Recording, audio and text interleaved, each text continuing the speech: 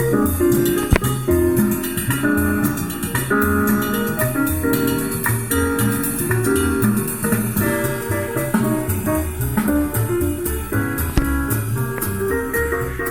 are comfortably zoned with the Zigzag Man in Alameda, California, pushing on the doors of life marked pull and fighting the unholy trinity as we go. Big business, organized religion, and government. Of 50-year Major League veteran Charlie Fox. Nice to see you, Charlie. How are you? Fine, thank you. Charlie is a native New Yorker, and we're talking off camera. In 1942, Charlie came up with the New York Giants. A native New Yorker coming up with the Giants. Tell me a little bit about what that was like. Oh God, it was a wonderful experience. At the time, you know, we had played with a bunch of young kids in New York that we were only supposed to pick from on a Legion team called Eddie Grant. Now, Eddie Grant was a ball player killed in the First World War. That was a giant ball player. And we were supposed to, Bill Terry was supposed to pick from one borough up to 5 and 2 high schools. But Bill happened to lose count somewhere along the line. He picked from every borough in every high school. Okay, we had players. We had some great players there that went on. Larry Miggins and just a bunch of Buddy Kerr, Sid Gordon, all these kids played. What high school did you go to in New York? First I went to St. Agnes High School, and there was no sports there, so I ended up at James Monroe High School. Oh, nice. And they had Greenberg had just got out maybe three years or so before me, and it was wonderful that when they put me in the Hall of Fame with Hank Greenberg, I said, boy, I'm in there with the big hitters. All right. You come up in 42, you're 20 years old. You catch, here, first 3 pitchers you catch. Well, Voisell was his first ball game, and I caught him, and then the following day I caught Hal Schumacher. We shut out Philly, and Voisell pitched about Philly, and I caught Carl Hubble. Carl Hubble. Yeah. Not too bad. I used to catch Carl Hubble all the time. In fact, I learned years later that the reason I was brought up is Danning and Mancuso were hurt at the time, and they were spelling one another, and they were hurt. Both pretty old. Yeah, they had some age on them. And Hank was a dear friend of mine. Still is. I see him every once in a while. But recently I've missed him. He leaves. He goes with his daughter that has his grandchildren. So he follows them wherever they move to. He follows them. And I was brought up, I think, because of the fact that I had been there for 4 years learning how to play big league baseball. I didn't know how to play minor league ball, actually. Everything I learned was in the big leagues. Right. I ran with the Eddie Grant post. Mel Ott and Carl Hubble. I used to love Hub. He would tell you things that, you know, other people they haven't learned to this day. And Oddie the same way. And we had a great rapport. I mean, as far as me as a young person, with them they're established superstars.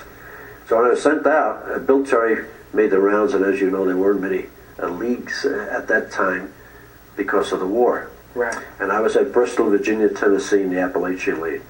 And Bill Terry said he went to Jersey City and Fort Smith, Arkansas, and then to Bristol. That was the 3 teams they had. At Jersey City, they had Hugh Poland. I don't know if you remember the name, but he was a catcher.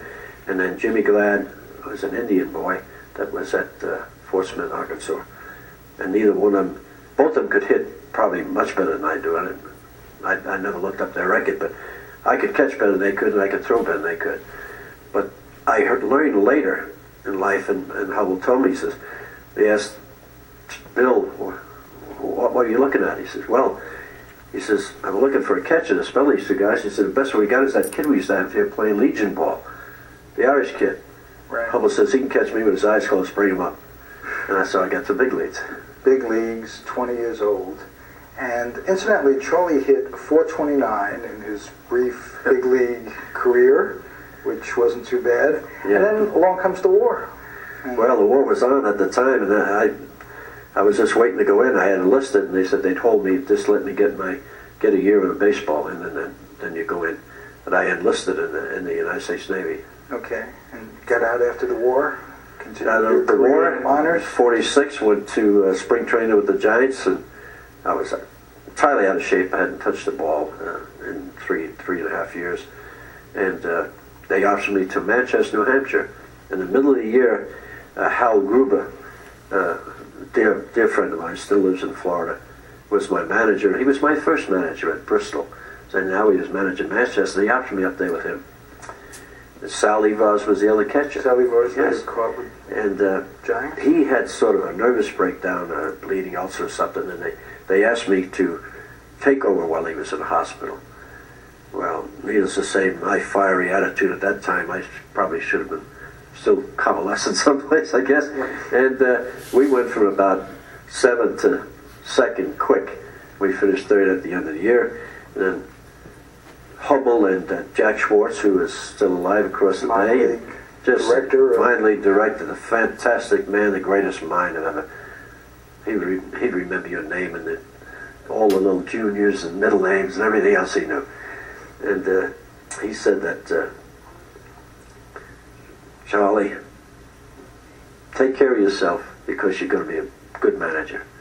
But take it easy. We want you to manage. Would you like to manage again? I said, sure, I'd like to try it. And they sent me back to Bristol. And I managed 1 year at Bristol. And actually, I wasn't fired, but I was relieved of my duties at the end of the year there because I was too hard on the kids. They told Hubble, he says, he trains them. He has them out there every morning at 10 o'clock in the heat. And he works, and Hubble says, well, don't he catch the game? Then he coaches third base with the gear on. He goes back there. He says he never sits down.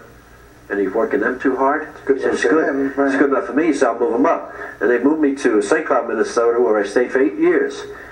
In fact, 1 year I got 8 write-in votes for mayor, and I thought I'd better leave before I got stabbed. Before you became mayor, for crying out loud. You went into scouting. Yes, in '56 I did. I went into scouting. Okay, scouting was so much different at that time. Before the draft. Marvelous. It must have been one. I mean, just every day is an experience. Finding kids and. I went from 56 to 63 as a scout. The first 3 years, I did free agent work, and the next 3 I did big league work. The free agent market at that time was a marvelous situation because you could go in. I've talked to different people in this light. I'd go in and you were a young person that had an 18-year-old boy that I wanted. I go and I said, my first expression was, the New York Giants love to have your son. At this time, of course, we were the San Francisco Giants, and I used to have to correct myself. They looked at me like that, right? Right, we're all doing that. Yes, we did that so often. Still doing that, I might add. We get into that talk, and I'd probably end up saying, well, I think your son is worth $10,000. And in one instance, I can't say the name because the man is still around, I said to the widow, there's a widow lady that had this boy, and I said, what do you owe on this house? She said, I owe $11,000 in this home. I said, I'll pay that up, and I'll give you $15,000 cash. They signed right away. Right. But it was, you sold yourself. You sold your organization with, the Giant organization had a great name. We took care of the players. We had dormitories for them. In fact, I'm sorry I didn't bring in a book of Sanford, Florida. I had it in the car, and I hadn't seen it read, and I just ran off without it because it's real old. But we took care of the kids, taught them every day, every morning in spring training. We had classes. Frank Schellenbach had the pitchers, and Artie for a time had the hitters, and Hubble was always there. So that I did catching. So it was a grooming. It was something that they don't have now, I don't believe. I see it more and more as I get older. That the instructions, the niceties and the instructions are not there. Right. Tell me a little bit about New York City baseball in the '50s. I mean, I think I've said this on the air before. My friend Len and I talked that we thought as kids that the World Series was played in New York every year. Every year. I mean, it was just assumed. We were surprised. We were 14 years old. I was surprised. With the year I was born, 21, from 21 to 24, the Giants won the pennant, and they were in the World Series, my father said. And then 33, 34. Did you grow up as a Giant fan? Oh, yes. So, I was the only Giant fan up in up in that part of the Bronx, they were all Yankees. All right. So needless to say, I got in a few arguments here and there. Once in a while.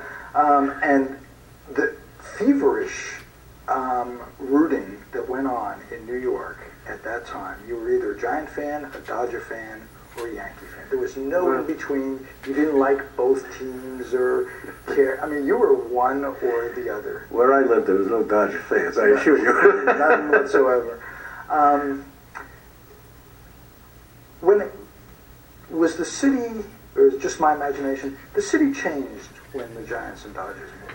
I believe it had, but it did because of the fact that the people felt offended that they would leave such a great city. And I thought we were a great city left because I grew up there and had all my friends there, enjoyed it, and went to school there. And I was saying, God, how can we leave New York to go to San Francisco? But once I get out here, I said, oh God, I can see why we're here. You know, you open up and it's nice, the weather's great, except at night it gets a little cool, but over in Candlestick, but I could stand it. When I win, the weather is great. When I lost, it was awful cold tonight, you know? Never blame the park. When you win, everything is great. I don't care what the weather was. You scouted for the Giants and then became third base coach in the early 60s? From 65 to 69, and I managed Phoenix in 1969. And at the end of the year, there was some inquiries, I guess, about me being a manager with another club, and Horace Stoneman said, don't worry, you'll be the next manager. What was Horace like? Most wonderful man I ever had. The pleasure of being around. He gave an appearance of standoffishness, as it were, but once you knew him, he was great. He was shy. He was a shy person. He had a few drinks here and there, but every now and again. Yeah, not that it bothered me any, and most of the people around it didn't bother him. He was a very kind person. He took care of me. He knew that my father had died when I was overseas, and he called my mother at times. Everything's all right. But boy, have you heard from him? She says, no, he's missing something, you know. But needless to say that Horace Stoneman was fine to me. And when I moved to Tacoma in '64, and I was made a third base coach with the Giants, he in turn called me and he said, I want you to move down here. Come down to San Francisco. Well, I was only there 1 year. And the first thing you know, he said, I want you in Phoenix. I said, I can't keep moving. He said, well, don't worry, I'm going to pay for it all. I'd move you down lock, stock, and barrel, which they did. And I ran the instruction lead from 64. Well, I was out there in 62, but I was still in Massillon, Ohio, where I was scouting. And from 62 right on up, when I was managing, I used to go down there. Until about 73, I managed the instruction lead. Okay. These were years when the Giants were producing more outfielders than any other team. I mean, they supplied the National League with outfielders. The Alou brothers, the Henderson, everybody coming out That's to right. play with Maddox, Matthews, yeah. Willie Kirkland when he first came out here. Daddy Wags. Daddy Wags. I had them all. Yeah.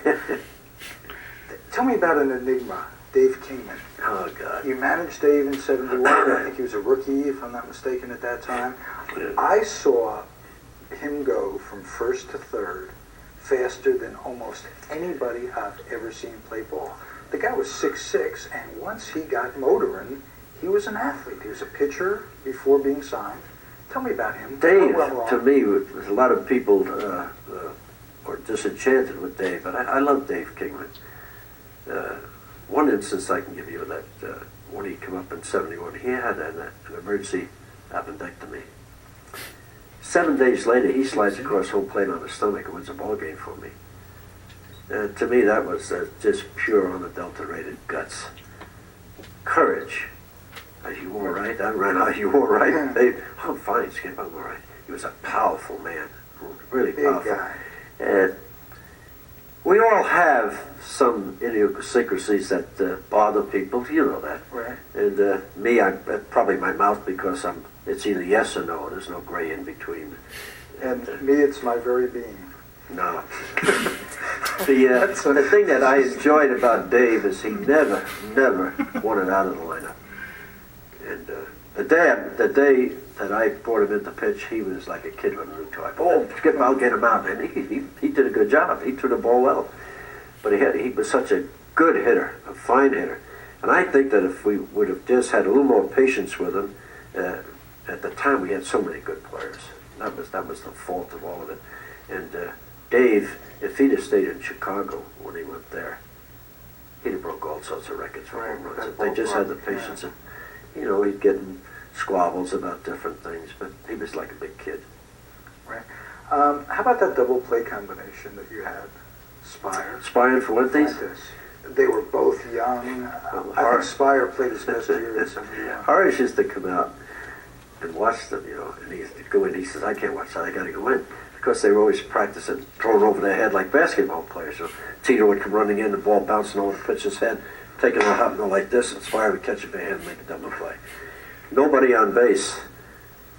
Ball hit up the middle by Johnny Bench. I think Johnny Bench always remembers this play. Tito dives and he hits the ball like a handball player. Bang! Just like that. And here comes Lanier, catches the ball, boom, you're out. Here's the right bench. I says, "They just doubled you up, John." When Fuentes came up, he was the shortstop, and Lanier was the second baseman. That's right. What went into whose decision was that? Well, I had Lanier at Tacoma. Right. Maxie We sent him to the big leagues. Alvin wanted him at the time, and they brought him up. And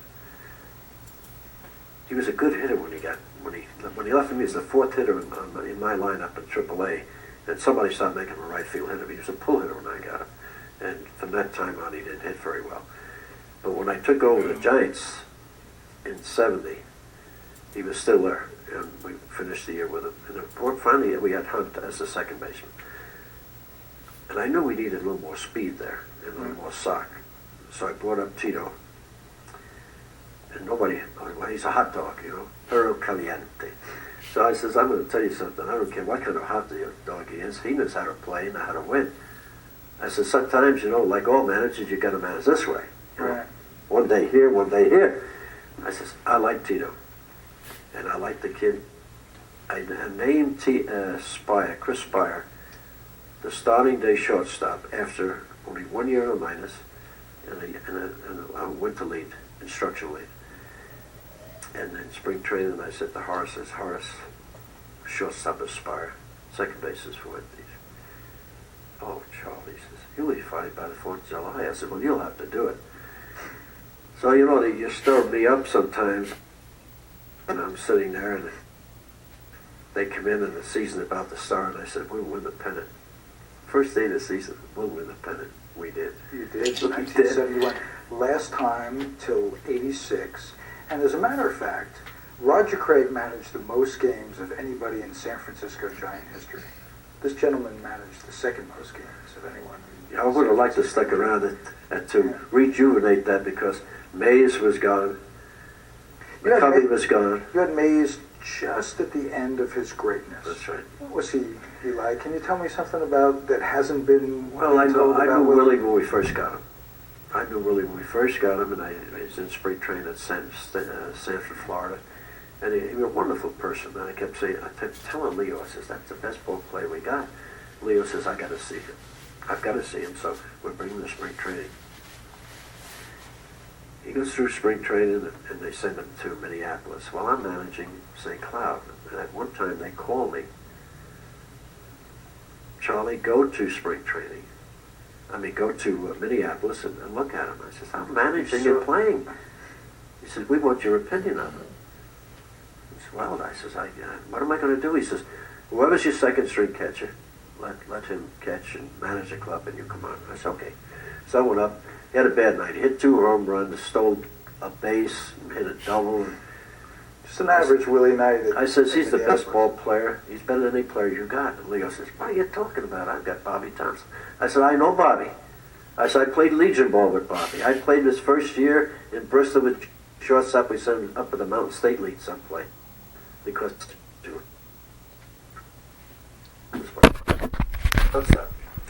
I said, "He's bet his ears. Charlie, I says he is. Needless to say, at that time you said, bye. Tape's a little fucked, but we're going on along. When I got up, this is it. Midnight.